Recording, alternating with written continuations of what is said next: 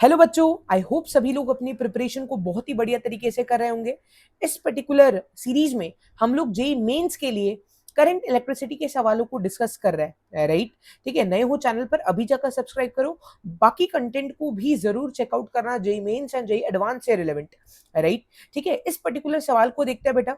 इसमें बोला गया है find the equivalent resistance across terminals A B, right.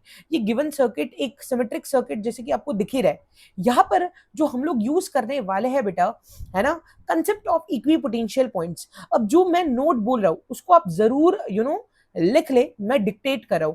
ध्यान देना बेटा, अगर किसी सर्किट में दो पॉइंट्स राइट, किसी सिमेट्रिक सर्किट में जिसमें resistance R R R R R सारे रेजिस्टेंस इक्वल है, राइट, ऐसे सर्किट में अगर दो पॉइंट्स, राइट, ए और बी जिनके अक्रॉस इक्विवेलेंट रेजिस्टेंस पूछा गया है, उन दोनों टर्मिनल से अगर इक्वी डिस्टेंट है, इक्वल हाथ के दूरी पर है, राइट, उनकी जो लंबाई है, राइट, सेम है from both the terminals, right, तो हम लोग ऐसे पॉइंट्स को इक्वी पोटेंशियल पॉइंट्स कहते हैं।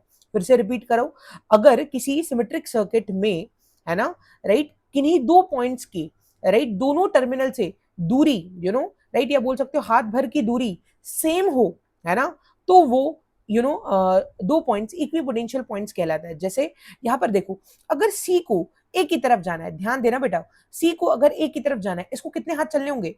एक, राइट, ठीक है, एंड दो। समझ रहे हो, दो हाथ चलने पड़े, राइट। हाथ का मतलब समझ में, मैं क्यों ये यूज कर रहा था। ठीक है, डी डी देखो, डी को चलना है अगर ए की तरफ, तो ये डी से इस तरफ जाएगा एंड ये भी फिर इस तरफ जाएगा। क्या चीज क्लियर है? इसका मतलब सी और डी दोनों को ही ए तक पहुंचने के लिए, राइट, दो हाथ की दूरी तय करनी पड़ी। सिमिलरली, राइट, अगर सी को बी तक पहुंचने के लिए यहां पर हम देख पा रहे हैं कितने हाथ की दूरी तय करनी पड़ रही है? दो हाथ। एंड यहां पर डी से बी तक पहुंचने के लिए भी दो हाथ की दूरी, राइट। क्या सर ऐसा हो सकता है कि सी और डी के ए हाथ से दूरी 3 है और बी हाथ से दूरी 2 है? ऐसा भी हो सकता है बेटा। क्लियर है, राइट। ए तक पहुंचने के लिए दोनों को सेम हाथ लगने चाहिए, सेम दूरी होनी चाहिए। बी तक पहुंचने के लिए सेम दूरी। ए और बी की दूरी अलग अलग भी हो सकती है। क्या ये चीज क्लियर है? तब हम बोल सकते हैं कि सी और डी पॉइंट्स यहाँ पर कैसे है? सी और डी, राइट, पॉइंट्स, ये दो अलग अलग पॉइंट्स नहीं है, राइट, ये दोनों ही बेटा इक्वी पोटेंशियल पॉइंट्स है। आई होप ये कंसेप्ट आपने अपने क्लासेस में भी पढ़ रखा है। अगर नहीं पढ़ा है, राइट, तो इस वीडियो को रिवाइंड करके फिर से सोल्यूशन को देखे। क्या चीज क्लियर है? अब ऐसे केस में हम लोग यहाँ पर यूज कर सकते हैं बेटा फोल्डिंग सिमेट्री की। इसका मतलब जो नीचे वाला हिस्सा है उसको लिफाफे की तरह पलट के ऊपर रख दो। क्या ये सभी लोगों को क्लियर है? इस केस में बेटा क्या होगा, राइट, मैं थोड़ा विजुलाइज करवाना चाहता हूँ। इस केस में होगा ये कि ये वाला जो रेजिस्टेंस है, नीचे वाला रेजिस्टेंस, ये दोनों पैरेलल में आ जाएंगे। इमेजिन करो, सी और डी एक ही पॉइंट है बेटा। क्या चीज क्लियर है? राइट, ये ऊपर वाला है, नीचे वाला रेजिस्टेंस क्या हो जाएंगे? ये भी पैरेलल में आ जाएंगे। एंड ऊपर वाला है, नीचे वाला आर, ये भी पैरेलल में हो जाएंगे, राइट। तो बेटा अगर हम सर्किट को रीड्रॉ करें तो सर्किट कुछ इस तरीके से दिखेगा। बस ये जो ऊपर वाले रेजिस्टेंस है वो R/2 हो जाएंगे, ये वाला रेजिस्टेंस भी R/2 एंड साइड वाला रेजिस्टेंस भी R/2 हो जाएगा। क्या ये सभी लोगों को क्लियर है? राइट, क्यों? क्योंकि हमने फोल्ड करके, राइट, अब यहाँ पर जो सी और डी पॉइंट्स है ये दोनों ही इक्विपोटेंशियल पॉइंट्स है बेटा। क्या ये सभी लोगों को क्लियर है?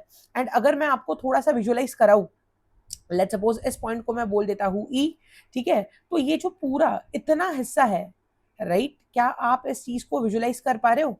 ये और कुछ नहीं है ये बेटा, ये तो बैलेंस्ड, राइट, विटस्टोन ब्रिज है। क्या ये सभी लोगों को दिखाई दे रहा है? बस उस ए पॉइंट को थोड़ा खींच के नीचे लाओ तो आपको एक ट्रायंगुलर सिमेट्री देखने को मिलेगी, राइट, जो विटस्टोन ब्रिज का एक्चुअल डायग्राम है। याद है आपको विटस्टोन ब्रिज का एक्चुअल डायग्राम बेटा? कुछ इस तरीके का होता था। I hope you remember, right. ठीक है, बस मैं ये आपको बोल रहा हूं कि ई पॉइंट को खींच के ऐसे नीचे लाओ तो एग्जैक्टली ये फिगर आपको देखने को मिलेगा। क्या ये सभी लोगों को क्लियर है? राइट, एंड इसका इम्प्लीकेशन क्या है बेटा?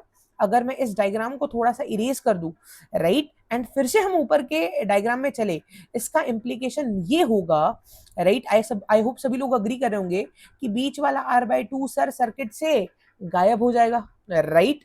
आई होप ये सभी लोगों को क्लियर है। इसका मतलब, राइट, अगर ऐसा होता है, अगर मैं इसको थोड़ा सा गायब करने की कोशिश करूं, ठीक है, चलो देखते हैं कि सर्किट कैसा दिखेगा। अगर मैं इस r/2 को यहाँ से थोड़ा सा एलिमिनेट कर देता हूँ तो हमारा जो बेटा सर्किट है वो कुछ इस तरीके से आपको दिखने वाला है। I hope this thing is very very clear to you, right. अब सिंपल सी कहानी बाकी है, इसमें मुझे नहीं लगता अब कोई भी सस्पेंस बाकी है। ये r/2 और ये r/2 किस में आ गए, सीरीज में आ गए। ये दोनों r भी सीरीज में आ गए बेटा। क्या चीज क्लियर है, r/2 and r/2 are in series and this two R also in series. इसका मतलब इस पूरे सेक्शन की अगर मैं बात करूं, यहाँ पर can I say that r is in parallel with 2r। Agree करते हैं सभी लोग, यहाँ पर भी एक रेजिस्टेंस r है, राइट। तो ये जो पूरा सेक्शन है ना, it is in series with this r and this r, right. तो यहाँ पर +2r कर दूंगा and this is nothing but the r equivalent, right, across AB। क्या ये सभी लोगों को क्लियर है? अब तो बस बेटा हमें कैलकुलेशन करना है एंड देन फाइनल आंसर आ जाएगा। r और 2r अगेन वही टेक्निक यूज करेंगे, मल्टीप्लीकेशन अपॉन एडिशन, राइट। तो multiplication is 2r² divided by 3r। एक r और एक r खेलने चले गए, 2r/3 यहाँ पर बचता है, राइट। तो 2r/3, राइट, प्लस 2r। अगर हम उसको एलसीएम दे दे तो 6r डिवाइडेड बाय यहाँ पर 3 आ जाएगा, राइट। सो फाइनल जो आंसर निकल के आएगा that is nothing but 8r divided by 3, right ohm. And यही आपका बेटा फाइनल आंसर है। आई होप आपको कुछ नई चीज सीखने को मिली होगी। मजेदार लगा वीडियो तो do share it with your friends. अभी जाकर लाइक भी कर दो वीडियो को। नए हो चैनल पर सब्सक्राइब करो। मिलते हैं अगले वीडियो में, till then take care, bye bye.